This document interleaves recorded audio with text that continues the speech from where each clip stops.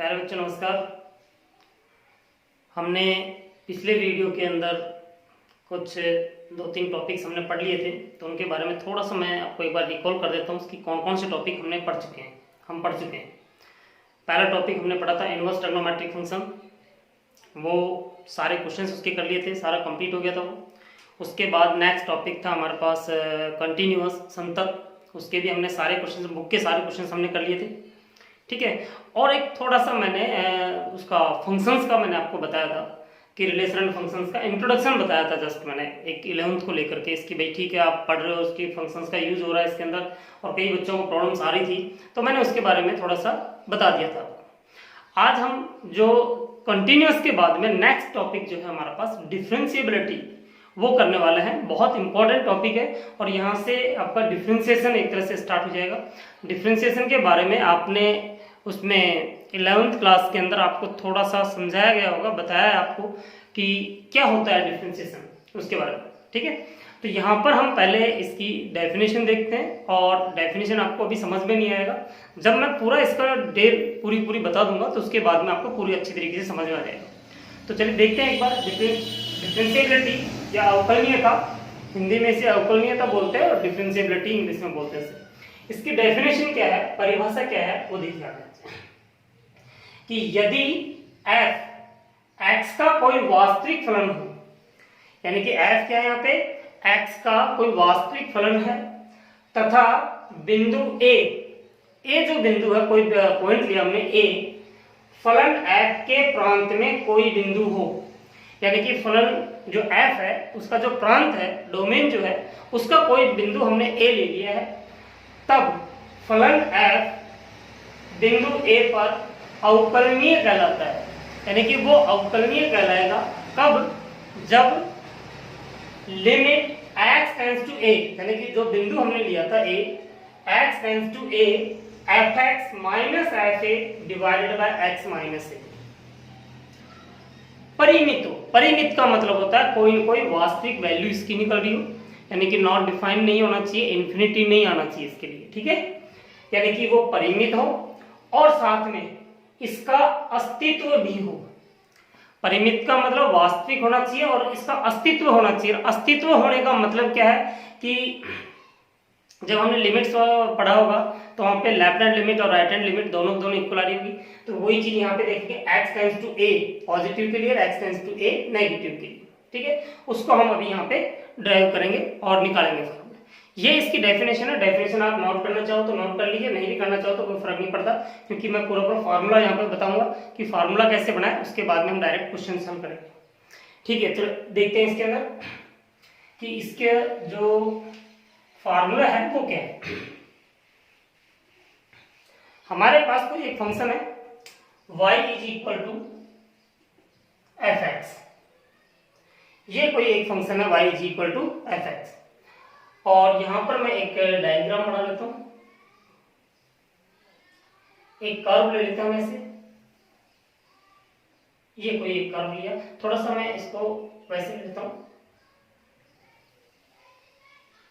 इस प्रकार से। एक पॉइंट, क्योंकि मैंने भी बताया था कि x का जो फलन f का जो प्रांत था उसमें से कोई भी हम एक बिंदु लिया जिसको हम x एक्सिस पे लेंगे, और वो ले लिया हमने यहां पर, और यहां से यहां तक का डिस्टेंस जो है a है, ठीक है। एक और पॉइंट ले लिया हमने यहां पर, जो इन दोनों के बीच का जो डिस्टेंस है वो h है, तो ये पॉइंट जो होगा यहां से यहां तक का डिस्टेंस कितना हो जाएगा, a प्लस h, ठीक है। पॉइंट तो हमने a ही लिया है, ठीक, तो इससे आगे ये थोड़ा सा है, और जितना h लिया था उतना ही बैक साइड में पीछे की तरफ हमने यहाँ पे एक पॉइंट और ले लेते हैं, ये भी डिफरेंस कितना है, h है, तो यहां से यहां तक का डिस्टेंस कितना हो जाएगा, a माइनस h, ठीक है बच्चों। ये तो हो गया a, ये हो गया a प्लस h, और ये हो जाएगा a माइनस h यहां तक। तो ये जो 3 पॉइंट हमने यहाँ पे लिए, इन तीनों पॉइंट्स के कोऑर्डिनेट्स क्या क्या होंगे, तो ये तो पॉइंट हमने ले लिया P है, ये पॉइंट तो ये हमने ले लिया Q, इस Q के कोऑर्डिनेट्स क्या होंगे, x एक्सिस पे कितना है a plus h, A plus H. Y X पे यहां से यहां तक कितना होगा, एक्स की जगह पर ए प्लस एच रखेंगे तो कितना हो जाएगा, एफ ए प्लस एच। तो ये हो गया F A plus H, A plus H. Okay, P point क्या होगा हमारे पास, यहां से ये तो है ए और यहां से यहां तक का डिस्टेंस वाई एक्सिस का कितना हो जाएगा, ए एफ ए। ये ले लेते हैं पॉइंट आर, इसके कोऑर्डिनेट्स क्या हो जाएंगे हमारे पास, a minus h and f a minus h. ये हमारे पास तीनों कोऑर्डिनेट्स आ गए। ठीक, अब एक काम करते हैं, पी को क्यू से मिला देते हैं ऐसे, और इसको भी मिला देते हैं, आर को भी पी से मिला देते हैं। ये थोड़ा सा क्राउड ले लेते हैं इसको,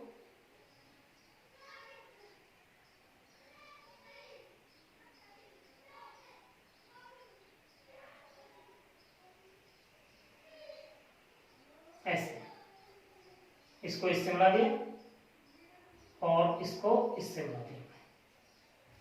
ये दोनों पॉइंट्स हमने ले लिए।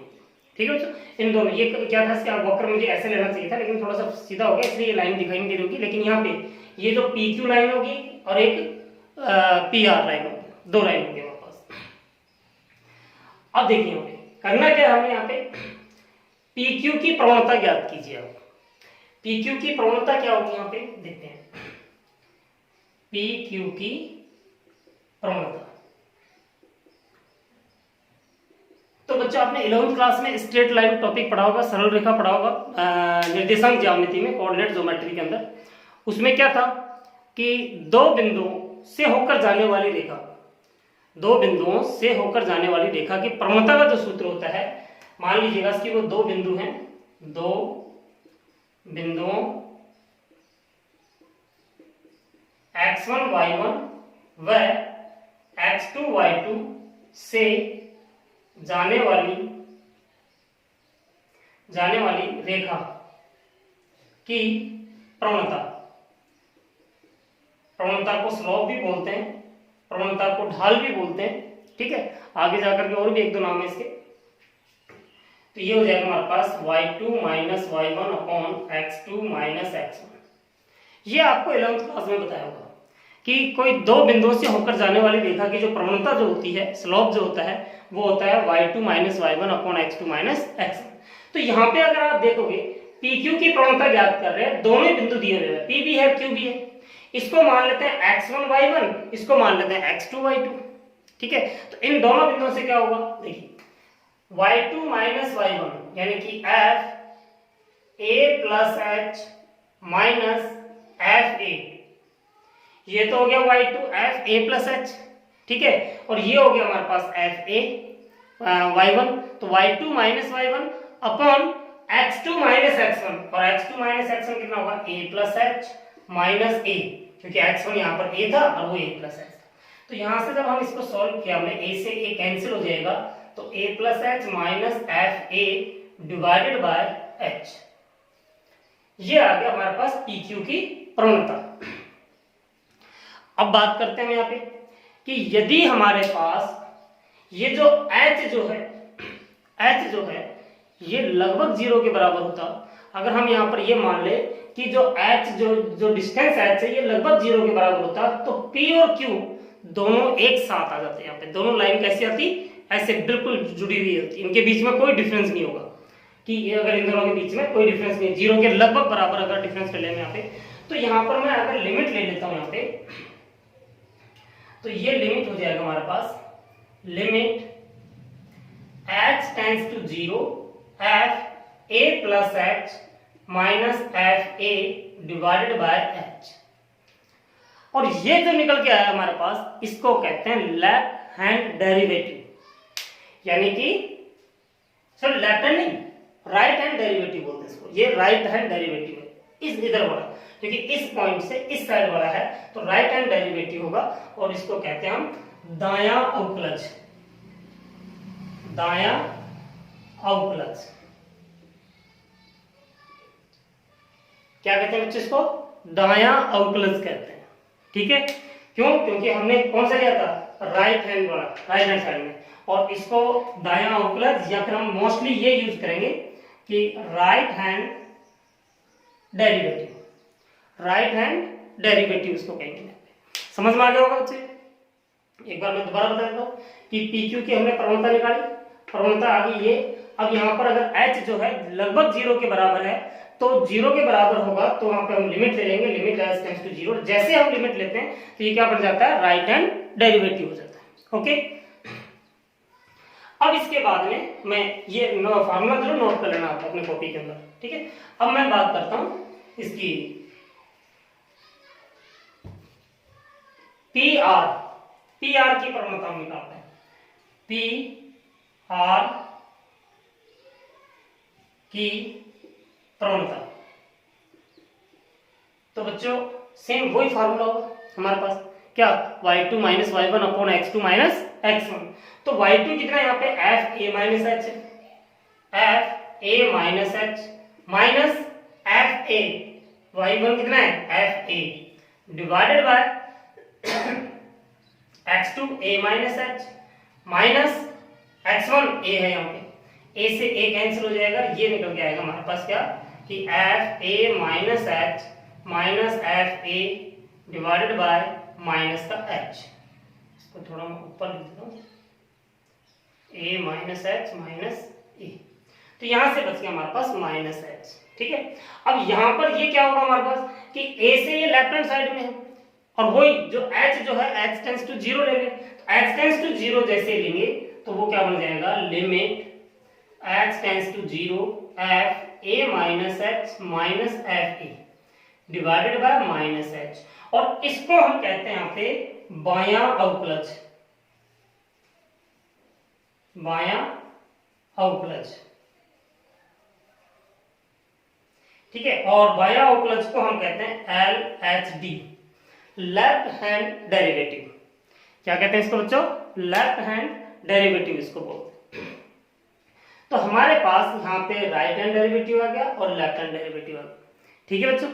अब बात करते हैं हम अवकलनीयता की। अवकलनीयता क्या होगा, कोई फलन अपने किसी प्रांत के किसी बिंदु पर अवकलनीय है या नहीं है, उसके लिए हमारे पास जो रूल है वो क्या होगा कि दायां अवकलज और बायां अवकलज जो है, यदि वो दोनों के दोनों इक्वल आ रहे हैं, दोनों की दोनों यदि वो इक्वल आ रहे हैं, यानी कि पहली कंडीशन तो परिमित होना चाहिए और साथ में वो दोनों के दोनों कैसे हों, इक्वल आ रहे हों, तब हम कह सकते हैं यहाँ पे कि ये फलन उस पर्टिकुलर पॉइंट पर अवकलनीय होगा।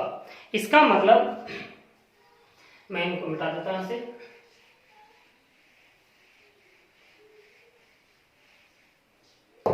और यहाँ पे आ जाएगा, मैं ये डायग्राम भी मिटा देता हूं।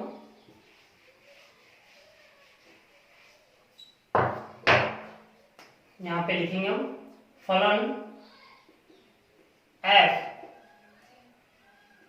अपने प्रांत के किसी बिंदु a पर अवकलनीय होगा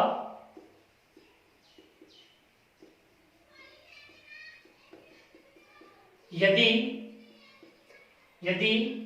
limit h tends to 0 f a plus h minus f a divided by h is equal to limit h tends to 0 f a minus h minus f a divided by minus h। और ये जो formula निकल के आया हमारे पास अवकलनीयता के लिए, यही हम दोनों निकालेंगे, लेफ्ट हैंड डेरिवेटिव और राइट हैंड डेरिवेटिव, और दोनों को देखेंगे हम कि वो इक्वल आ रहे हैं या नहीं आ रहे हैं। इसी को हम कहते हैं कि right hand derivative is equal to left hand derivative, और इसके ऊपर बेस्ड हम क्वेश्चंस करेंगे। तो बच्चों समझ में आ गया होगा ये, क्योंकि ये थोड़ा सा बच्चे बताते हैं, वैसे ज्यादा मुश्किल नहीं है ये, लेकिन बच्चे कहते हैं उनको थोड़ा समझ में कम आता है, क्योंकि वो 11th के अंदर लिमिट्स जो टॉपिक था वो ढंग से नहीं पढ़ा हुआ है और वहाँ के फार्मूले भी ढंग से उन्होंने नहीं किए, जिसकी वजह से ये प्रॉब्लम आती है कि उनको फार्मूला वगैरह ध्यान नहीं रहता, तो ये लिमिट्स को सॉल्व करने में थोड़ी प्रॉब्लम आ जाती है और बच्चे सोचते नहीं है इसकी थोड़ा टिपिकल टॉपिक है। लेकिन मेरे हिसाब से ये बहुत आसान है। अगर आपको करना कुछ नहीं है, आपको सिर्फ और सिर्फ एक चीज ध्यान रखनी है कि हमें लेफ्ट हैंड डेरिवेटिव निकालना है, राइट हैंड डेरिवेटिव निकालना है, और वो दोनों के दोनों उस पर्टिकुलर पॉइंट के ऊपर दोनों इक्वल आ रहे हैं, तो इसका मतलब होगा कि वो अवकलनीय है, डिफरेंशिएबिलिटी या डिफरेंशिएबल है वो। ठीक है, तो आपको क्या करना है कि एक पॉइंट आपको दिया हुआ होगा, क्वेश्चन के अंदर बताया होगा, कोई एक फलन दे रखा है, फंक्शन दे रखा है, उस फंक्शन के अंदर वो पूछेगा कि इस पॉइंट पर अवकलनीय है या नहीं है, ये बताना आपने। तो उसके लिए हम क्या करेंगे, सीधा सा इस फार्मूले में पहले हम लेंगे RHD, राइट हैंड डिफरेंशिएट, और उसके लिए एक ही जगह पे तो वो बिंदु आ जाएगा, a प्लस h की जगह पे h आएगा, फिर f a यानी कि उस पॉइंट पर फंक्शन की वैल्यू निकालेंगे हम, ठीक है, डिवाइडेड बाय h, और इसको हम सॉल्व कर लेंगे, और सॉल्व करके हम बताएंगे इसकी वो डिफरेंशिएबल है या नहीं है। अगर दोनों इक्वल आ रहे हैं तो डिफरेंशिएबल है, अदरवाइज नहीं है। तो बच्चों ये चीज आपको समझ में आ गई होगी अच्छी तरीके से। ठीक है, इसको आपने अच्छी तरीके से समझना है, आपको इस वीडियो को 2-3 दफे देखना है, और फिर उसके बाद में आपने खुद एनालाइज करना है कि वो आपसे क्लियर हुआ कि नहीं हुआ। क्वेश्चन मैं नेक्स्ट वीडियो के अंदर बताऊंगा कि क्वेश्चंस कैसे करेंगे। अब डायरेक्ट छोटा सा टॉपिक है, तो अब जो नेक्स्ट वीडियो होगा उसके अंदर मैं सिर्फ इसके क्वेश्चंस करवाऊंगा, 8-10 क्वेश्चन के आसपास होने चाहिए इसके अंदर, और जितने भी हैं वो सारे हम एक क्वेश्चन यहाँ पे करेंगे। ठीक है बच्चों, तो इसको आपने कंप्लीट करना है, बाकी फिर उसके अंदर क्वेश्चंस करवाएंगे। Thank you.